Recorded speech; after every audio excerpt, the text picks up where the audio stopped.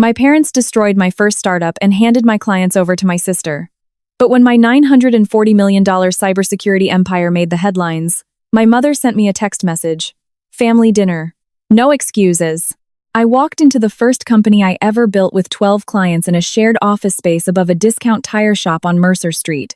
I was 25 years old. My desk was a solid core door laid across 2 filing cabinets because I could not afford a real one, and the server rack sat in the utility closet right next to the water heater, where it overheated twice a month.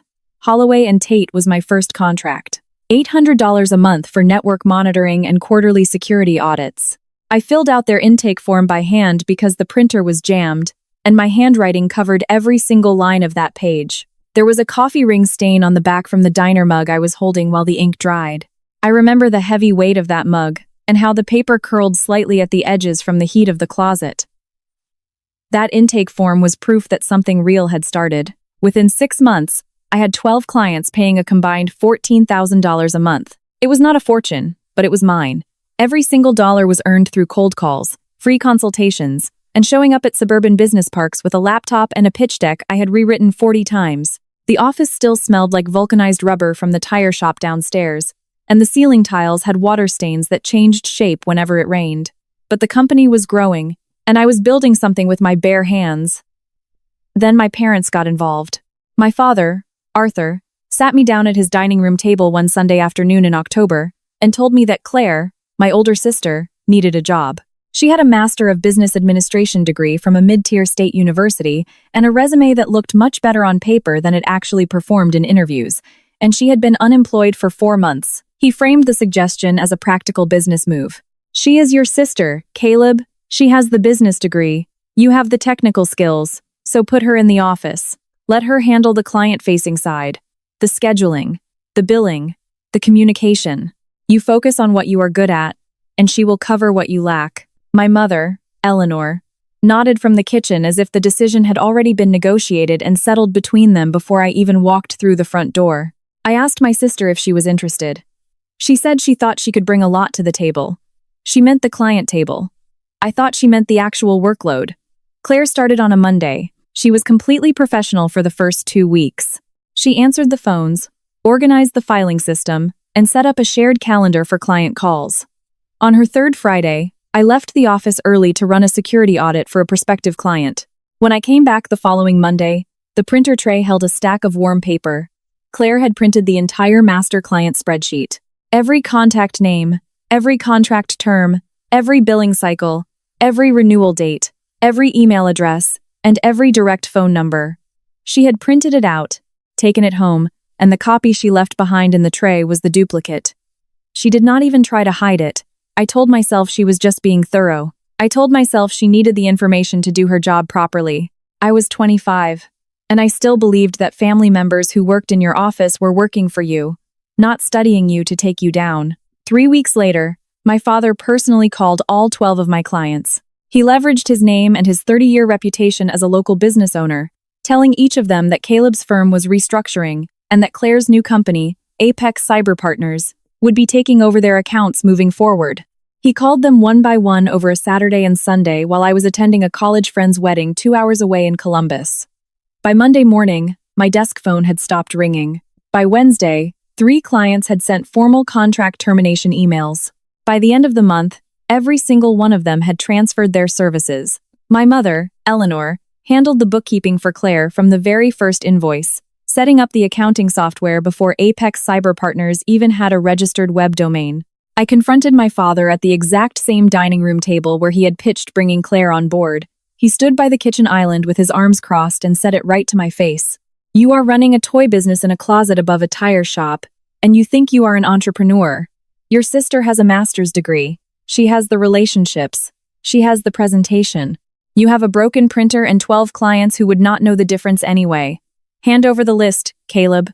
She will do more with it than you ever could. He said it like he was explaining gravity to me, like it was a universal fact. Like a 25-year-old kid who built a company from a makeshift door desk with no venture capital and no family money should be grateful his older sister was willing to take over everything he had built. I did not give him the list. He had already taken it. The confrontation was just a formality. The robbery was completely finished before I ever walked into the room.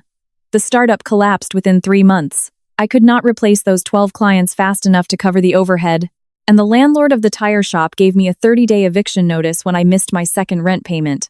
I spent those 30 days making desperate cold calls from a lead list I had rebuilt from scratch, sitting in an office that now felt like an active crime scene, trying to sell my services to strangers while the desk phone, the one that used to ring 8 times a day, just sat there gathering dust.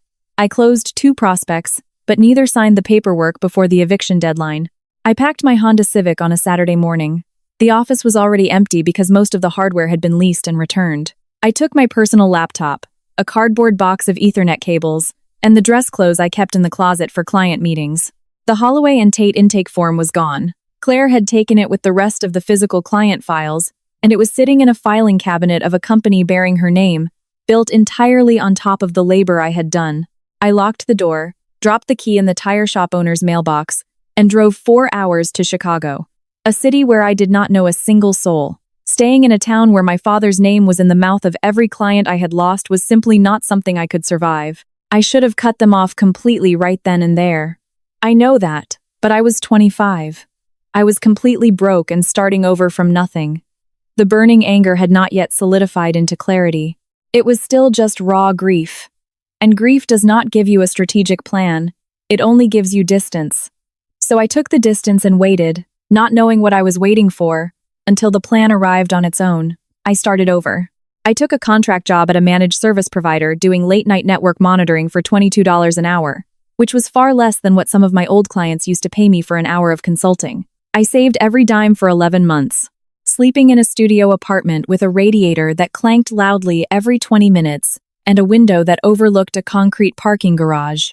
I registered a new corporation, Whitaker Sentinel, and started making cold calls again from a plastic folding table with a laptop and a pitch deck I had rewritten so many times that the opening line felt like pure muscle memory. The first year I signed 4 clients. The second year I signed 9 more and hired my first employee, a part-time network analyst who worked remotely from his own apartment. By year 3, I had a real commercial office, a team of 6 people, and a massive contract with Midwest Regional Health that doubled my annual revenue overnight. By year 5, I had secured federal subcontracts, built a fully staffed security operations center in a downtown building with my name on the commercial lease, and managed a client base spanning across 8 states. By year 7, when a massive national cybersecurity firm made an acquisition offer, I had 94 employees, operations in 12 states, and annual revenues that would have taken my father 3 lifetimes to match. The acquisition closed for $940 million. My personal stake, after 7 years of equity dilution through various venture funding rounds, amounted to $47 million. The headline broke that same afternoon in the Wall Street Journal, Forbes, and during a cable news segment on CNBC that showed my company logo right next to the acquisition price in stark white text across a blue ticker banner. By 9 o'clock that night, my phone was flooded with text messages from people I had not heard from in years. College buddies, former coworkers from the managed service provider, a software vendor I had used back in year 2. All of them were warm and genuinely happy for me. And then, sandwiched perfectly between a congratulatory text from my very first analyst and an automated LinkedIn notification I did not care about, was my mother's message. Family dinner, no excuses, not a single congratulations, not an I am proud of you, not even a question mark or a polite invitation.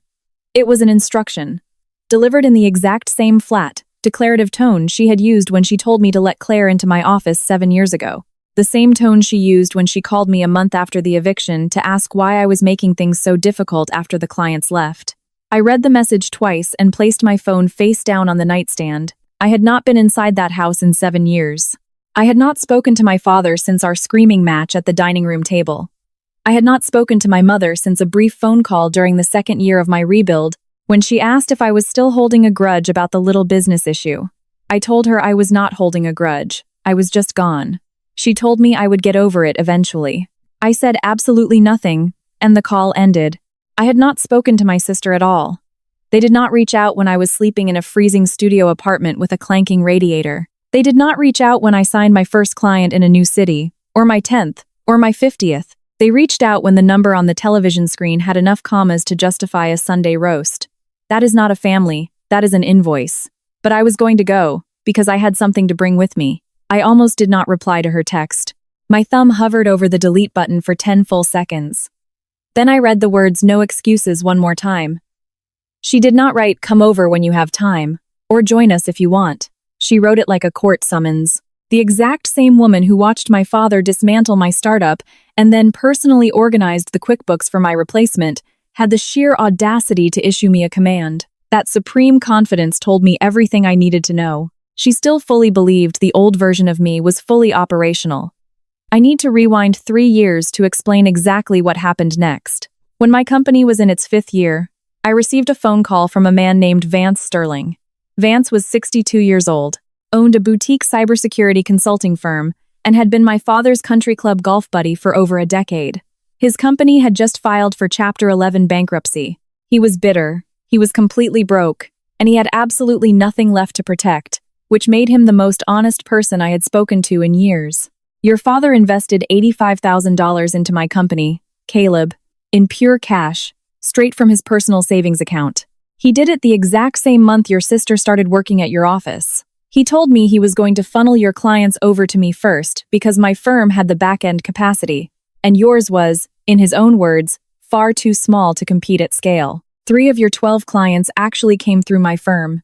He handed the rest over to Claire because I simply could not handle the excess volume. When my company went under last month, your father lost every single penny. He never told your mother. He never told you. And he never returned my calls after the bankruptcy filing went public." I sat in my downtown office with my cell phone pressed hard against my ear, staring out the glass at the Chicago skyline. I did not speak for a very long time. Vance just waited on the line. He was not calling to help me find closure. He was calling because his bitter failure needed an audience, and I was the only person on earth who would understand exactly what Arthur's $85,000 had actually cost. "Why are you telling me this?" "Because I lost everything, and your father walked away acting like he was never even involved. He pumped $85,000 into my business. He stole your clients to feed that investment. When the whole thing collapsed, he pretended he was never there. I just want someone to know exactly what kind of man he really is, and I figured you already had a pretty good idea." I thanked him and hung up the phone. I sat on that information for 6 full days before telling a single soul, turning it over and over in my head like a jagged stone I could not drop. My father had not destroyed my company out of a misguided love for Claire or some blind faith in her state school business degree. He had destroyed it to protect a personal financial investment he made in a direct competitor. Claire was just the surplus overflow. The entire speech about the tire shop and the broken printer was a theatrical performance designed to make his own selfish financial interests look like tough paternal wisdom, and his grand investment had yielded absolutely zero return. Then I told Declan. Declan Hayes was my chief operating officer. We met 4 years into the rebuild when he was working as an independent freelance security auditor, and I hired him for a 3-month contract that turned into a permanent executive position because he was sharper at the job than anyone I had ever interviewed before or since. He was 30 years old, ruthlessly precise, and the only person in my entire professional life who knew the complete history of my first company. He had asked the right questions during his first week on the job, and I had trusted him enough to give him the unfiltered answers. When I told Declan about the phone call from Vance Sterling, he sat across from me in the glass conference room for 2 entire minutes without saying a single word. He was reading my facial expressions the exact same way he read network security logs, searching for the hidden pattern behind the raw data. So it was never actually about Claire. It was about 85 grand, and Claire was just the cleanup crew. She got to keep the clients that Vance Sterling could not swallow, the 9 leftovers. Declan leaned back in his ergonomic chair. He tapped his heavy metal pen against the glass table exactly 1 time. "Your sister's company, Apex Cyber Partners. Their quarterly revenues have been bleeding out for 18 months. I have seen their client retention metrics in the regional industry reports. They are hemorrhaging active accounts every single quarter. I knew that Claire's firm had peaked at roughly $2 million a year in revenue around her 4th year in business and had been steadily sliding downward ever since. The original clients she had stolen were finally reaching the end of their long-term contracts. Without the back-end technical infrastructure that I used to build into those service packages, her core product offering had severely weakened into something entirely generic. She was running the whole operation on local referrals and country club introductions from our father, and both of those wells were running completely dry. You could acquire it, Declan said. I did not respond immediately. The exact thought had been circling my brain ever since Vance Sterling called, but I had refused to let it move forward because I was not entirely sure if it was a sound business strategy or just pure vindictive spite. Declan watched me process the idea through a holding entity. She would never even know who the actual buyer is. A standard special-purpose vehicle structure. Completely clean, completely legal. Your mergers and acquisitions team handles the mountain of paperwork. She signs the dotted line, takes a fair market value payout, and every single client she stripped from you rotates right back into the company they were stolen from. She will find out eventually. She will find out exactly when you want her to find out. That is the entire point. That is exactly what we did 3 weeks before the $940 million headline broke the internet. My mergers and acquisitions team structured a quiet buyout through a newly registered holding entity under a corporate name that had absolutely zero visible connection to me or Whitaker Sentinel. Claire received an official offer letter from what appeared to be a mid-market private equity group consolidating regional IT firms. The cash offer was $2.1 million, the exact fair market value for a struggling tech business with declining annual revenues and aging service contracts. Claire's corporate attorney reviewed the terms. Her certified public accountant reviewed the terms. Everything was spotless because it was genuinely spotless. There was absolutely zero deception in the legal paperwork. The only thing Claire did not know was the actual name of the man sitting behind the holding entity, and she did not bother to ask because the cashier's check was very real. Her company was drowning, and she desperately needed the exit ramp. She signed the final paperwork on a Tuesday afternoon inside her lawyer's downtown conference room. By Wednesday morning, the transition documents were officially filed with the state. By Thursday afternoon, every single client that had been ripped away from my first company 7 years ago was securely back under a corporate roof bearing my name. The original 12 accounts had naturally dwindled down to 8 over the years, as a few of the businesses had closed their doors or migrated to enterprise vendors. But the 8 that remained were the absolute originals. They belonged to me long before they ever belonged to anyone else.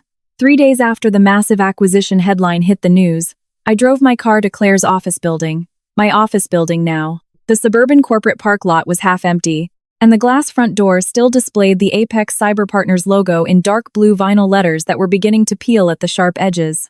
I had the master key. The front desk receptionist had not arrived yet. The carpeted hallway smelled heavily of industrial carpet cleaner and stale dark roast coffee, and the fluorescent lighting tube above the break room buzzed at a miserable frequency I could feel right behind my eyes. The on-site staff had been formally notified of the corporate acquisition, but they had not been told the identity of the buyer. I walked straight past the reception desk and down a short corridor to the corner office where Claire had worked for the last 7 years. The 2 junior employees who were already clocking in stared at me like a total stranger with a master key, which is exactly what I was. Claire's desk was completely cleared off, except for a small potted succulent in a white ceramic planter and a framed photograph of her standing with our parents at some country club event I had never been invited to. Her computer monitor was powered down. The heavy filing cabinet sat pushed against the gray metal wall, featuring 3 distinct dents on the left side where someone had kicked it or hit it with a desk chair over the years. I pulled open the 3rd drawer down. There was a thick manila folder labeled Original Clients in handwriting that did not belong to me. It was Claire's handwriting. I pulled the heavy folder out and thumbed past the alphabetical tabs until I finally found it, the Holloway and Tate intake form. My own handwriting covering every single line, my signature resting at the bottom, the date stamp reading 7 years ago. I flipped the heavy paper over, and there it was. The coffee ring stain, faded into a pale brown that was barely visible against the off-white stationery, but completely unmistakable if you knew exactly where to look because you were the one who had set the heavy mug down in the first place. I held that piece of paper for a very long time. There is a highly specific emotional feeling that rushes through your blood when you find something you built with your own hands, hiding inside a place that was funded entirely by taking it away from you. It is not blinding anger. It is not smug satisfaction. It is pure recognition. The form itself knew it did not belong in that drawer. It had been sitting in the wrong filing cabinet, inside the wrong office, filed under the wrong corporate logo for 7 long years. I almost left it right there. I stood in the dead quiet office holding the paper, and I seriously considered sliding it back into the manila folder, shutting the dented metal drawer, and walking out to my car. I considered letting it rot in the archives of a dead company that no longer belonged to the person who stole it. Then I flipped the page over one last time, stared at the faded coffee stain, and vividly remembered the freezing morning I filled it out. The diner mug balancing precariously on the edge of a hollow door, the cheap printer jammed and whining, the closet water heater clicking loudly behind the rattling server rack. I could not leave my own handwriting sitting in somebody else's filing cabinet. I called Declan. He drove 40 minutes through morning traffic to meet me there. When he walked through the glass door, I was sitting behind Claire's desk, holding the intake form. He looked down at it, read the faded date, read the client's corporate name, and placed his hand firmly on my shoulder for 3 quiet seconds. "We are going to get that custom framed," he said. He did not say anything else. He did not need to. I carefully placed the intake form into a crisp manila folder alongside the finalized corporate acquisition papers, sealed the heavy envelope shut, and dropped it onto the passenger seat of my car. The dinner was 4 days later. Day 7. The Whitaker household. I had not stepped foot inside this suburban house in 7 years. The front porch light was the exact same brass carriage fixture my father had installed when I was a junior in high school, a fixture that had been poorly painted over twice since then. The front concrete steps had been remodeled. The curbside mailbox was brand new. Everything else was exactly the same, including the heavy oak dining room table clearly visible through the front bay window, fully set for a formal dinner like a theatrical stage arranged long before the audience arrived. Eleanor opened the heavy front door and saw Declan standing right next to me on the concrete porch. Her facial muscles tightened in the exact way they always do when a room she believes she fully controls suddenly introduces a variable she did not plan for. "Who is he?" she asked. "My business partner, Declan Hayes. He is staying for dinner." She did not argue with me, but her eyes darted straight to the manila folder tucked firmly under my right arm and lingered there for half a second longer than normal. She said she would go set another place at the table. Arthur was already sitting at the dining room table, occupying his usual captain's chair at the head of the oak board. He stood up when I walked into the room and extended his right hand exactly as if we were bumping into each other at a regional business networking event, acting as if the last 7 years of dead silence had been a simple scheduling conflict rather than a direct consequence of his actions. I shook his hand, because refusing to do so would have established the wrong emotional tone for what I had planned. Claire stood in the kitchen doorway holding a large glass of red wine. She smiled at me with the highly specific warmth of a person who has successfully convinced herself that the passage of time automatically heals the wounds she never actually apologized for inflicting. "Caleb, it is so great to see you." Eleanor served a massive pot roast with buttery mashed potatoes and fresh green beans, the exact same Sunday meal she used to cook when I was a teenager, and the family still functioned like a cohesive unit. Arthur poured the red wine. Declan sat directly to my left and said absolutely nothing, reading the emotional dynamics of the room the exact same way he read a hostile security environment, quietly cataloging all the exits and structural vulnerabilities. The meaningless small talk dragged on for 12 agonizing minutes. Eleanor asked vague questions about the corporate buyout. Arthur asked highly specific questions about my corporate structure, the total headcount of my executive team, and the geographical spread of my client base. Every single question carried the heavy undertone of a man who was actively measuring a pile of gold he desperately wanted a piece of. Then he leaned back heavily in his captain's chair, swirling the red wine in his glass, and delivered what he clearly believed was a generous, magnanimous tribute. $940 million. Not bad at all for a kid who started out in a closet above a tire shop. He delivered the line like a wedding toast. He said it as if the tire shop was just a charming little superhero origin story, rather than the office he had personally gutted.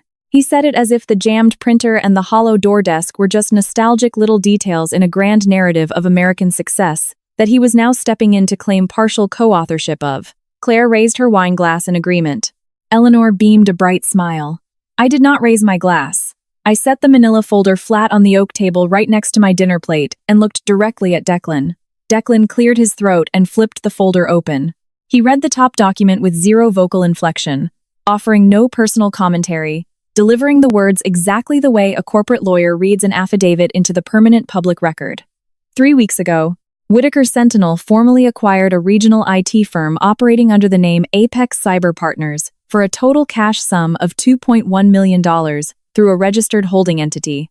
Apex Cyber Partners was founded by Claire Whitaker exactly 7 years ago. Her original client base consisted entirely of 12 active accounts, previously serviced by Caleb Whitaker's first technology firm, which was forced to cease all commercial operations immediately after those clients were systematically redirected by Arthur Whitaker. The dining room ground to a complete halt. It was not a dramatic, cinematic pause. It was a suffocating, dead silence. The specific way a room stops breathing when someone reads a fact out loud that can never be taken back. Claire lowered her wine glass to the table far too slowly, as if she were desperately trying to buy herself time with the physical movement. "You bought my company?" she asked. "I bought back what belonged to me," I replied. Claire's hand drifted nervously toward the fragile stem of her wine glass and just stayed there, gripping it tight. "I did not know the buyer was you. The corporate lawyers handled everything. The holding entity, the transition paperwork. I had no idea. I know you had no idea.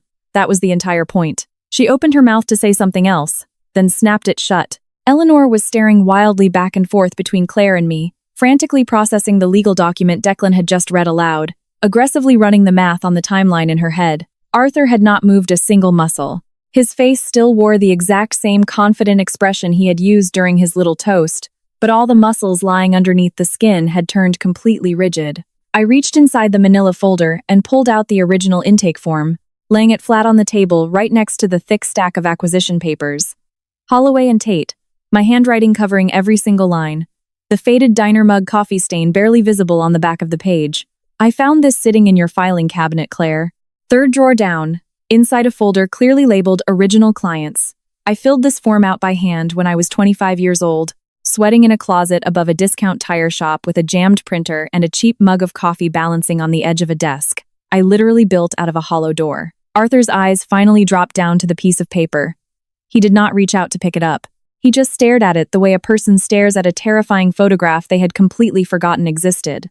"Dad, why did you redirect my clients over to Vance Sterling before you finally handed the leftovers to Claire?" The name Vance Sterling dropped into that dining room like a cinder block thrown into a stagnant pond. Arthur's silver fork, hovering halfway to his open mouth, stopped completely dead in midair. He lowered it slowly to his ceramic plate, and the sharp clink of the heavy metal against the china was the loudest sound in the entire house. His left hand dropped completely out of sight beneath the edge of the table, and just stayed there, gripping onto something I could not see. His mouth fell open slightly, and his tongue nervously brushed across his bottom lip. He looked exactly like a cornered man desperately trying to remember the details of a lie he had told so many years ago that he had completely forgotten it was a lie in the first place. "Vance Sterling called my cell phone 3 years ago, Dad. Right after his consulting firm filed for Chapter 11 bankruptcy. He told me all about the $85,000 in pure cash you pumped into his business. You redirected 3 of my top-paying clients over to his firm first, because his company was the one you actually had your own money tied up in. The other 9 clients only went to Claire because Vance's servers simply could not handle the excess volume. You did not destroy my startup out of some misguided parental love for Claire. You destroyed it to protect your own selfish financial investment. And that brilliant investment ended up returning absolutely nothing." Arthur did not look at Eleanor. He did not look at Claire. He just stared blankly at the crystal salt shaker, sitting in the center of the table, treating it as if it were the only neutral object left in the entire room. Eleanor leaned forward aggressively over her plate. Her voice immediately shifted into the sharp, condescending tone she always used when she needed to believe she was the only reasonable adult in the room. "You could not even manage to keep a dozen small clients happy when you were 25 years old, Caleb.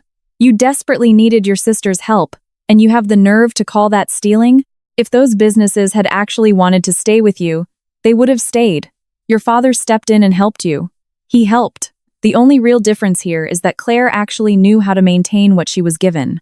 Whatever massive empire you claim to have right now, you absolutely did not build it all by yourself.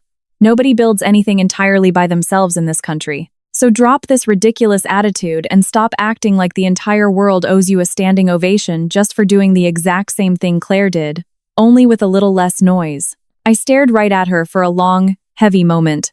Then I finally spoke, and I deliberately did not raise my voice, because the raw numbers on the table were significantly louder than anything I could possibly scream. 7 years ago, I had 12 loyal clients. You called every single one of them Dad. You weaponized your name. You weaponized your country club reputation. And you convinced them to drop my contract. You funneled 3 of them straight to Vance Sterling's firm because you had $85,000 of your own cash burning a hole in his ledger. The rest went to Claire. Mom happily balanced the QuickBooks. Nobody asked for my permission. Nobody even gave me a heads up. I walked into my office on a Monday morning and the desk phone had simply stopped ringing. You did not just steal my revenue. You stole my very first signed contract. You stole my handwritten intake forms. You gave them to Claire, and she shoved them into a metal filing cabinet and left them rotting in the dark for 7 straight years. And when I managed to build something massive entirely out of thin air, when I started completely over in a freezing Chicago apartment where I did not know a single soul, when I ground myself to the bone for 7 straight years, until my company was valued at $940 million on national television, the very first text message my mother sent me was not congratulations. It was family dinner, no excuses. You did not bother making any excuses when you completely dismantled my life. I certainly do not need your pot roast dinner. Claire's crystal water glass tipped sideways in her trembling hand. She managed to catch it before it shattered. But a thick wave of ice water sloshed over the rim, bleeding into the expensive linen tablecloth and forming a dark, spreading stain across the fabric. Arthur desperately tried to wrestle back control of the room. This is just standard business, Caleb. You are making this far too personal. You called my company a toy business. You called me a kid playing with a broken printer. You sat right there and told me she would do infinitely more with my clients than I ever could. That made it entirely personal the exact second the words left your mouth. Eleanor opened her mouth to fire back, but I was not remotely finished. Mom, you just said nobody builds anything by themselves. You are perfectly right about the first company. Dad definitely contributed. He contributed the 12 phone calls that put a bullet in the back of its head. But I built the second company from a plastic folding table in a freezing bachelor apartment with absolutely zero venture capitalists, zero family money, and zero phone calls from a father offering his country club connections. That company is now worth $940 million. And your daughter's entire failing business is nothing but a microscopic line item buried inside my quarterly earnings report. I looked dead into Arthur's eyes, then shifted to Eleanor, and finally locked onto Claire. You handed her 12 guaranteed clients on a silver platter, and she managed to build a struggling $2 million company. I started with absolutely zero, and I built one worth nearly $1 billion. I bought her entire life's work 3 weeks ago. Nobody spoke. Declan quietly reached over and closed the manila folder. Claire just stared blankly at the framed intake form resting on the table. The handwriting that did not belong to her. The foundational contract for a client she had been billing for 7 years without ever actually earning their business in the first place. Claire's company is now a wholly owned subsidiary of mine, I said. As of today, her remaining clients, my original clients from 7 years ago, report directly to my back-end infrastructure team in Chicago. The $85,000 that Dad blew on Vance Sterling's bankrupt firm is gone forever. I am not going to replace it. I am not going to fund a single retirement account, vacation, or mortgage in this house. And the next time you feel the urge to demand a family dinner, just remember that the last time I was formally invited to sit at this table, it was to hand over my entire client list. Sitting at this table has already cost me enough. I picked up the Holloway and Tate intake form and slid it carefully back inside the crisp folder. Declan stood up from his chair. I pushed my chair back away from the table, and we walked together toward the front door. Eleanor just sat there with both hands folded tightly in her lap, completely paralyzed. Arthur had not moved a single muscle since I dropped Vance Sterling's name. Claire was staring blankly at the dark wet line on the linen tablecloth where her ice water had spilled, slowly tracing the expanding edge with her thumbnail, as if she were desperately trying to figure out where the damage actually stopped. We drove back to Chicago in Declan's car. The interstate was practically empty, and the glowing orange streetlights washed rhythmically over the windshield glass. Neither of us said a word for the first 20 miles. I was just thinking about the look on Arthur's face when I said Vance Sterling's name, the specific way the blood had drained directly out of his jawline and then vanished from his forehead. The way his left hand had disappeared under the oak table, gripping his own knee just to hold himself upright in the chair. I almost broke when I saw his face at that table. He looked old in a very specific way I had never noticed before. He looked significantly smaller sitting in that captain's chair than the towering man who had stood by the kitchen counter 7 years ago calling my entire life a toy business. The warm amber light from the dining room chandelier made the heavy wrinkles around his eyes look much deeper than they probably were in daylight. For half a second, sitting there in the silence, I felt something uncomfortably close to guilt. But then I thought about the smell of the tire shop. I thought about the hollow door desk. I thought about the 12 calculated phone calls he made over a single weekend to completely erase everything I had bled to build, just so his secret $85,000 gamble wouldn't face any local competition. He did not go soft when he picked up the phone to ruin me. I did not owe him an ounce of softness when I picked up that manila folder. Declan finally broke the dead silence in the car. Holloway and Tate's service renewal is coming up next quarter. They have a 3-year option on the table. Send them the drafted paperwork on Monday. I just nodded my head in the dark. The very first client had finally come back home. The first one is always the one that matters the most. 11 days after the dinner, Eleanor called my cell phone. It was a Wednesday night. I was sitting alone in my downtown office, finalizing a corporate transition report. Her voice was incredibly quiet and tightly measured. It was the specific type of deliberate, rehearsed calm that a person practices in front of a bathroom mirror or sitting in a parked car with the windows rolled up before they finally dial the number. She had meticulously prepared this speech. Every single word was precisely in its place. When your grandmother passed away, you were the one who held my hand at the funeral. You were only 15 years old. Your sister hung back in the pews. You stood there and held my hand for 2 solid hours. That is who you are, Caleb. You are the one who refuses to let go.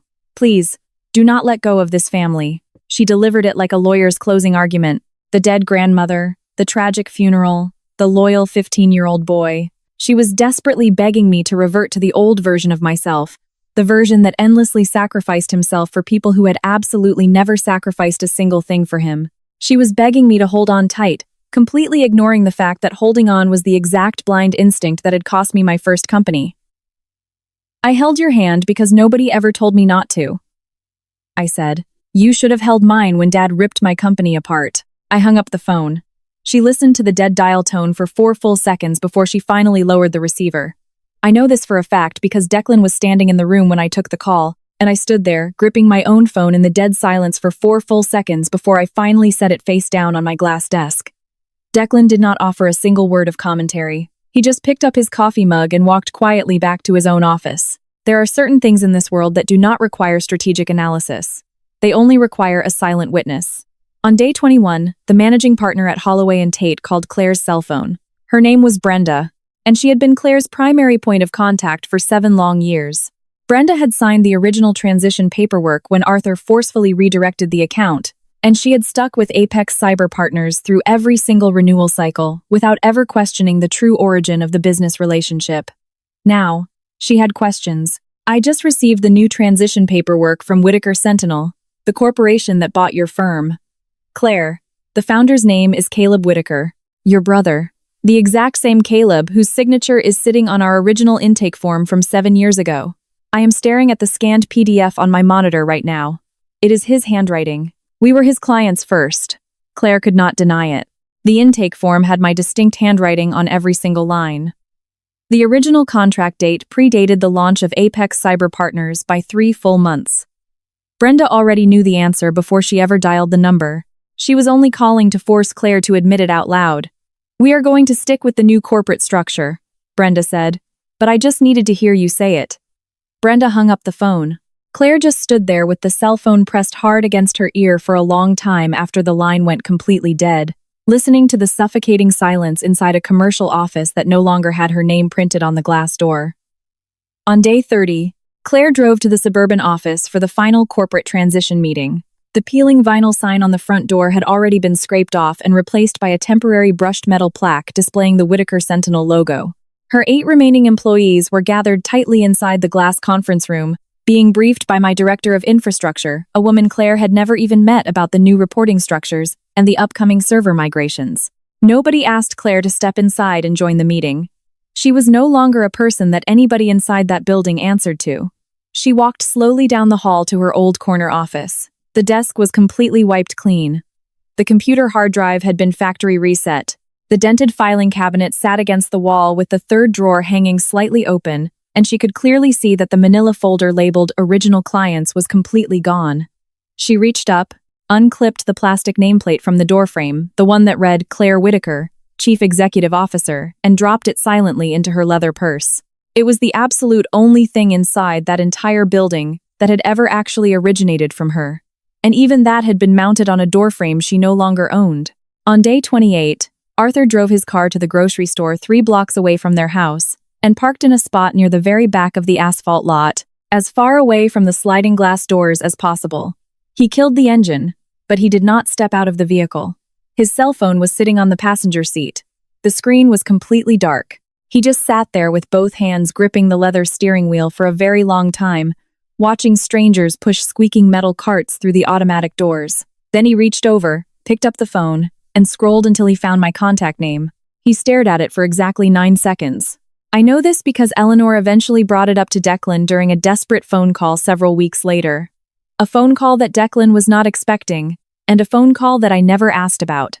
Arthur stared at my name on the glowing screen, his thumb hovering right over the green call button, and then he flipped the phone face down onto the passenger seat so the screen was completely hidden, acting as if the name itself was something he could not look at for more than 9 seconds without it forcing him into an action he was too much of a coward to take. He started the engine, backed out of the parking space, and drove straight back to his house without buying a single piece of food. He never tried to call again. Arthur sits at his oak dining room table now. The wooden chair where I used to sit is pushed flush against the edge. The chair where Declan sat is pushed right next to it. Nobody has moved them. The table is only set for 2 people most nights, and Eleanor makes a point to clear away the extra silverware before Arthur walks downstairs for dinner, because leaving the empty place settings out makes him stare at them for far too long. The $85,000 is gone. Vance Sterling's company is dead and buried. My corporation is officially valued at $940 million, and Arthur's name is not stamped on a single piece of it. Not on a stock certificate, not on a board of directors seat, not on an advisory title, not even as a microscopic footnote buried deep in the acquisition slide deck. Claire calls them far less often now. She deposited her $2.1 million check and has not bothered to start a new business venture.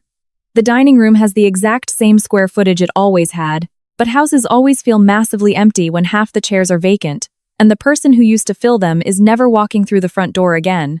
My office is on the 16th floor of a downtown Chicago high-rise with a marble lobby that constantly smells like floor polish and fresh espresso. The custom-framed intake form hangs dead center on the wall directly behind my desk. Holloway and Tate.